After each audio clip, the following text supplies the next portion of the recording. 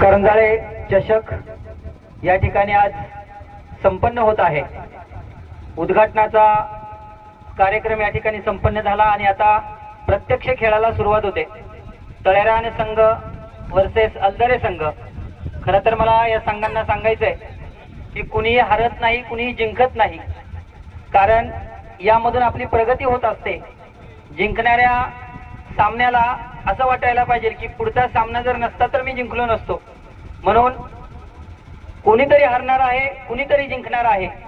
म्हणून दोन्ही संघांना आणि इथून पुढे होणाऱ्या सर्व संघांना आम्हा सर्व या प्रमुख पाहुण्यांच्या वतीनं मी सर्वांना शुभेच्छा देतो। आणि हे सामने भरवलेले आहेत।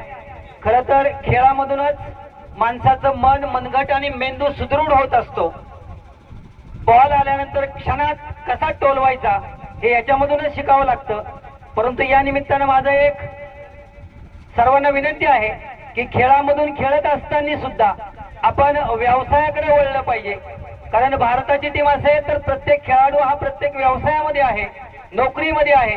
त्यामुळे आपण सुद्धा हा खेळाची आवड जपत असताना नोकरी, व्यवसाय आणि उद्योगधंद्याकडे वळलं पाहिजे आणि उद्योगधंद्याकडे वळून हा आपला जो आनंद आहे हा आनंद लुटला पाहिजे। सर्वांच्या वतीनं मी आपल्या सर्वांना या ठिकाणी शुभेच्छा देतो आणि या ठिकाणी उद्घाटनाचा कार्यक्रम संपन्न झाला असं सर्वांच्या वतीनं जाहीर करतो। धन्यवाद। धन्यवाद सर।